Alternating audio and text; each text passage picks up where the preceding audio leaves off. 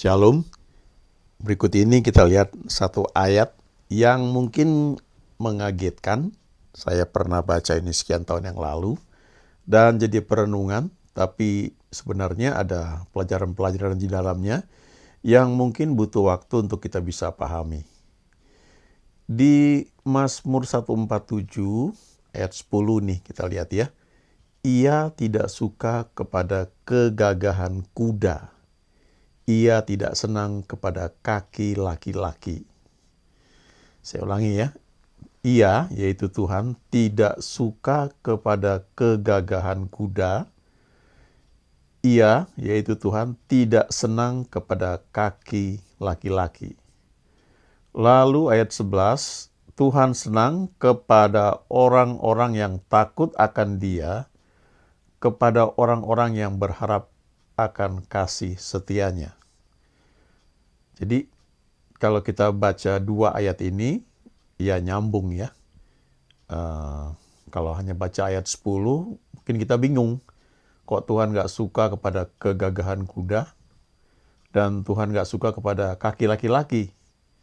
Tapi diberi penjelasan yang Tuhan suka, Tuhan senang adalah kepada orang-orang yang takut akan Dia. Dalam terjemahan lain, dalam bahasa Inggris dikatakan Tuhan senang kepada orang-orang yang worship, yang menyembah Dia. Kata takut ini bukan takut seperti kita takut kepada binatang buas, takut kepada penjahat, atau takut kepada kecoa, ya, takut kepada hewan-hewan tertentu. Tapi ini adalah sikap respect, sikap hormat, ya, segan. Jadi ini nyambung ya. Kemudian dijelaskan lagi, Tuhan suka kepada orang-orang yang berharap akan kasih setianya. Jadi kalau kita gabungkan ayat ini, artinya Tuhan itu tidak suka kepada orang-orang yang mengandalkan kekuatannya sendiri.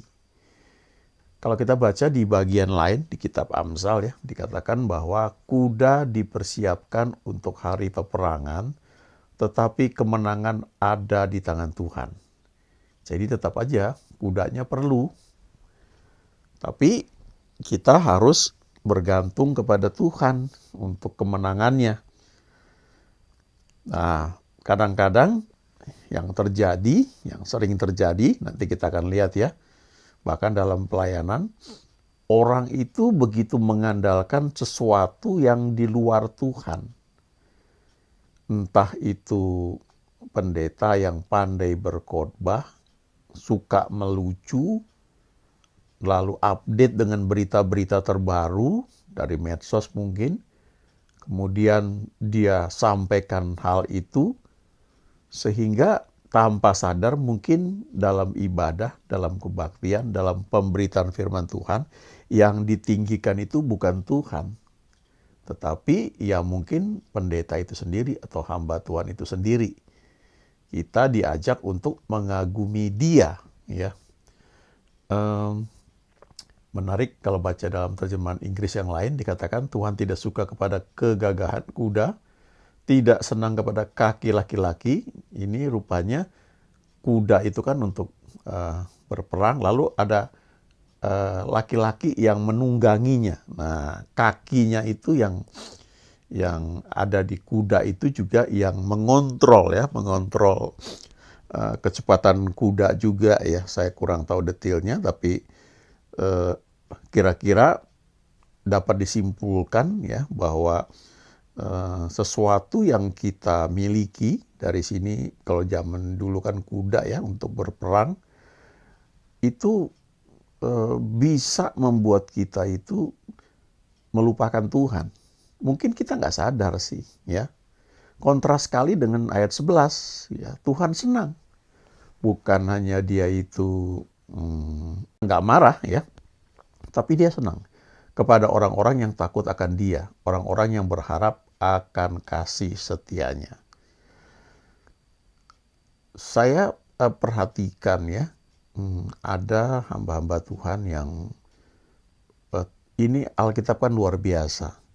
Jadi waktu kita baca firman Tuhan itu, ada firman yang mengajarkan tentang mujizat, tentang kuasa Tuhan, eh, bagaimana mujizat terjadi sehingga hal-hal yang mustahil bisa terjadi. Tetapi di sisi lain juga Alkitab itu penuh dengan ajaran-ajaran etika, ya, hukum-hukum yang berlaku umum tentang keberhasilan. Sehingga kalau orang menerapkan hukum-hukum itu, sadar atau tidak sadar, maka dia menjadi orang yang berhasil. Ya, itu secara umum berlaku. Itu sebabnya kalau kita itu berhasil di dalam mungkin dunia bisnis, ya, atau pekerjaan, maka kecenderungan kita untuk mengatakan bahwa itu karena perbuatan Tuhan itu akan lebih sulit, ya. Karena biar bagaimanapun kita merasa karena ada hal yang kita kerjakan. Jadi ada kebanggaan terselubung yang mungkin tidak kita sadari. Saya kadang-kadang suka merenungkan, ya. Ada hamba-hamba Tuhan yang Tuhan pakai, ya, kemana-mana. Dia nggak menggembalakan gereja, tapi kemudian dia belajar banyak hal, sehingga hal-hal yang mungkin bagi sebagian orang Kristen itu tabu, dia pelajari ternyata bisa diterima. Dan dia tunjukkan dari segi medis, mungkin dari segi mungkin psikologi, atau juga dari segi saintis. Jadi bisa diajarkan, disampaikan kepada orang-orang yang punya kepercayaan lain.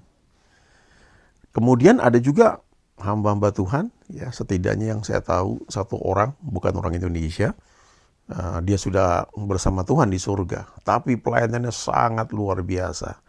Dia menjadi penasehat berbagai kepala negara, dia bisnismen, ya, dia juga gembala gereja, dan kalau kita dengar bagaimana dia mengajar, kita sangat dibangkitkan. Dia seorang motivator juga.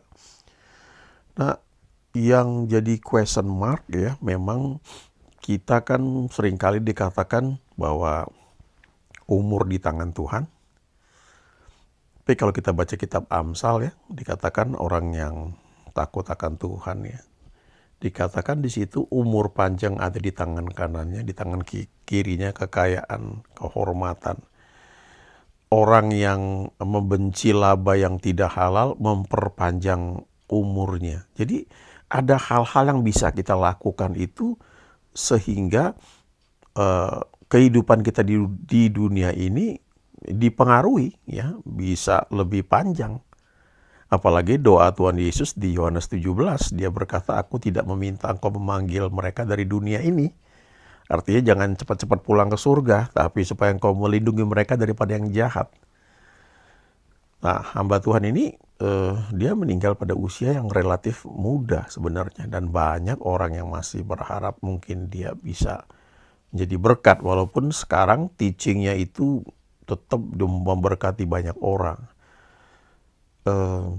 Dia meninggalnya cukup tragis, ya, naik pesawat pribadi dan tabrakannya pesawatnya itu, tabrakan atau pokoknya crash lah, mau mendarat atau mau terbang gitu.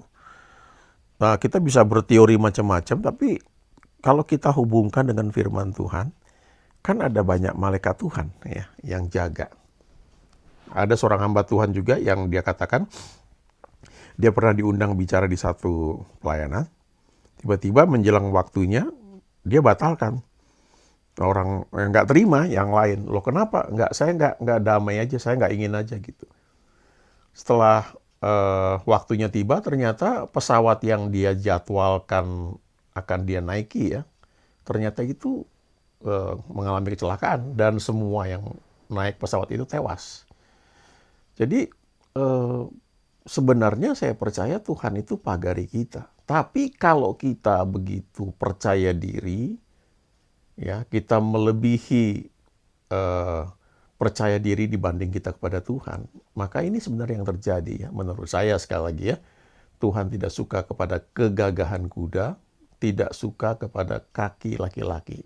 Artinya kita tuh sadar atau tidak sadar lebih bergantung kepada kemampuan manusiawi kita atau teknologi atau apapun dibanding kepada Tuhan. Mungkin kita bisa bandingkan dengan kisah Marta dan Maria. Agak mirip, ya, walaupun mungkin konteksnya beda. Seringkali kita dengar khotbah yang membahas hal ini, yaitu ketika Yesus ke Betania, ke satu desa, satu kampung. Di situ ada seorang perempuan bernama Marta menerima dia. Dan dikatakan di Lukas 10 ayat yang ke-19, perempuan itu mempunyai seorang saudara yang bernama Maria. Maria ini duduk dekat kaki Tuhan dan terus mendengarkan perkataannya. Sedang Marta sibuk sekali melayani. Ia mendekati Yesus dan berkata, "Tuhan, tidakkah engkau peduli bahwa saudaraku membiarkan aku melayani seorang diri? Suruhlah dia membantu aku." Tetapi Tuhan menjawabnya, "Marta, Marta, engkau khawatir dan menyusahkan diri dengan banyak perkara. Tetapi hanya satu saja yang perlu. Maria telah memilih bagian yang terbaik yang tidak akan diambil daripadanya." Kalau kita baca ayat ini, maka seperti ada dua sisi, ya, ada dua ekstrim. Orang seperti Marta itu kelihatannya rajin sekali. Ya, kalau kita belajar bahasa kasih yang ditulis oleh ada lima bahasa kasih, ya, Gary Chapman kalau nggak salah itu, ya. Salah satunya adalah dengan melayani kegiatan. Jadi mungkin Marta ini mau menunjukkan kasihnya kepada Tuhan dengan kesibukan dia melayani. Ya, jadi dia mungkin di dapur, dia siapkan makanan buat Yesus dan rombongannya. Dia sibuk sekali melayani, sementara Maria dari pandangannya Marta ini kok jadi males. Kok bukannya bantuin saya, tapi malah kamu terus duduk dekat kaki Tuhan dan terus mendengarkan perkataannya. Kalau kita hubungkan dengan bahasa kasih yang ditulis oleh Gary Chapman, maka mungkin saja Maria ini punya bahasa kasih quality time, ya. Quality time itu artinya menyediakan waktu yang berkualitas bersama dengan orang yang dia kasihi, dia hormati. Ya, kalau suami istri biasanya atau orang pacaran, ya, sangat senang quality time, ya, berdua saja, ngomongin macam-macam, tapi menikmati kebersamaan. Nah, Marta sebenarnya mungkin nggak salah, dia sibuk, tapi yang jadi masalah adalah dia mengharapkan Maria itu seperti dia, dan kemudian dia protes, dan dia bahkan menyuruh Tuhan, seperti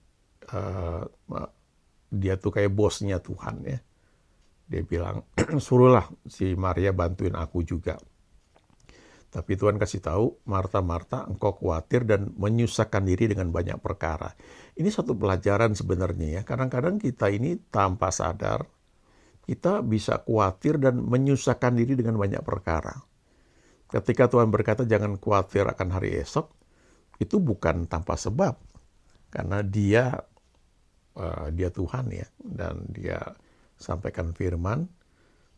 Tentu bagi kita nggak mudah karena kita terbiasa mungkin untuk bukan hari esok, ya, sampai tahun depan pun kita udah mikir gitu. Tapi Tuhan kasih tahu yang perlu itu seperti Maria, ya, duduk terus dengar perkataannya, karena kalau Tuhan berfirman tiba-tiba terjadi mujizat. Contoh ketika Tuhan berfirman kepada Simon, "Sekarang bertolak ke tempat yang dalam dan tebarkan jalamu untuk menangkap ikan." Walaupun melawan logika, setelah dilakukan, ternyata ada ikan begitu banyak yang ditangkap sampai jalannya mulai koyak, dan 2 perahu penuh ikan hampir tenggelam berhasil ditangkap karena mendengar perkataan Tuhan dan kemudian melakukannya. Ketika Tuhan berfirman kepada Simon, "Pergi ke sungai, ya, ikan pertama yang kamu tangkap, buka mulutnya, ada uang di situ untuk bayar pajak." Dia lakukan.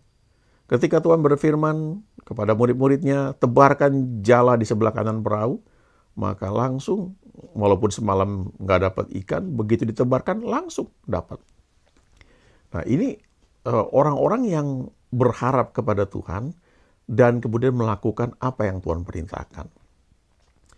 Yang ketiga, ya ini contoh yang ketiga, kalau yang pertama tadi kan di kitab Mazmur ya, yang kedua ini yang dikatakan tadi Marta dan Maria. Yang ini mungkin agak sulit ya.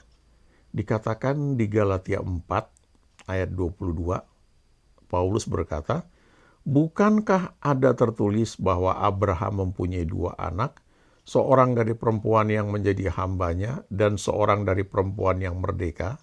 Tetapi anak dari perempuan yang menjadi hambanya itu diperanakan menurut daging, dan anak dari perempuan yang merdeka itu oleh karena janji." Ini banyak terjadi khususnya dalam pelayanan. Ketika Tuhan memberikan firman, amanat agung misalnya ya, Matius 28 ayat 19 dan 20 itu kan berlaku umum. Tapi untuk pelaksanaannya, bagaimana soal waktu dan caranya, itu kita memang harus membangun hubungan dengan Tuhan. Nah ini bisa dua sisi yang ekstrim. Kalau kita nggak nanya Tuhan, kita sibuk seperti Marta, tapi ternyata ujung-ujungnya bisa salah. Paulus alami itu di Kisah Rasul ketika dia mau memberitakan Injil di Asia, di Bitinia, dikatakan Roh Kudus mencegah, Roh Yesus melarang, ya. Kok bisa seperti itu? Kan padahal amanat agung itu perintah dari Tuhan. Nah, kita perlu belajar melihat antara perintah secara umum, tapi untuk pelaksanaannya di lapangan, tentu kita perlu bergantung kepada Tuhan. Nah, sama juga dengan Abraham ini. Abraham sudah Tuhan beri janji bahwa kamu akan punya anak kandung. Kamu nanti punya anak kandung, bukan anak angkat, bukan Eliezer, tapi anak kandung.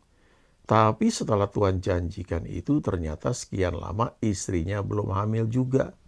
Jadi kemudian timbul ide yang baik secara manusia dari Sarah, dari istrinya sendiri, supaya Abram kawin dengan Hagar.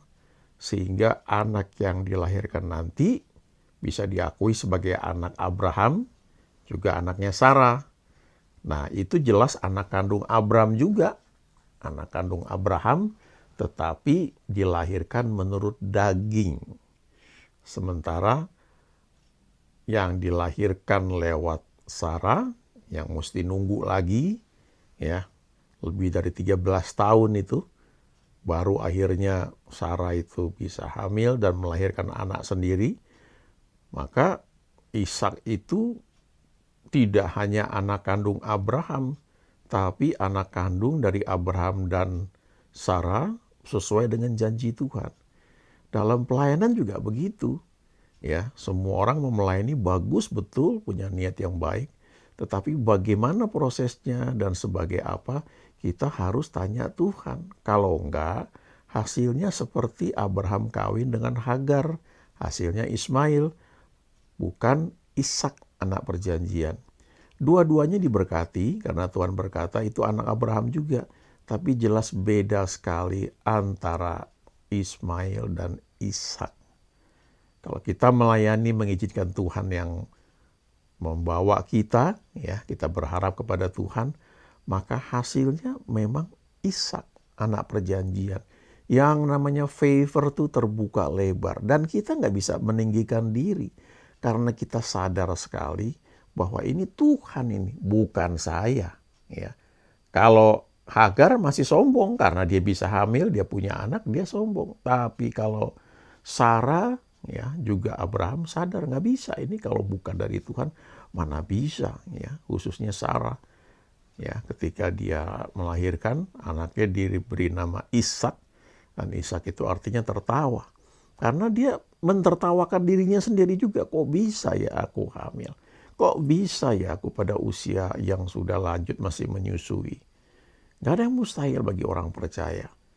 Nah, kembali ke ayat di Mazmur tadi, jadi kalau dikatakan Tuhan tidak suka kepada kaki laki-laki atau kegagahan kuda, itu sebenarnya berarti kepada kita harus lebih mengandalkan Tuhan dibanding metode, sumber daya, dana, apapun yang kita punya.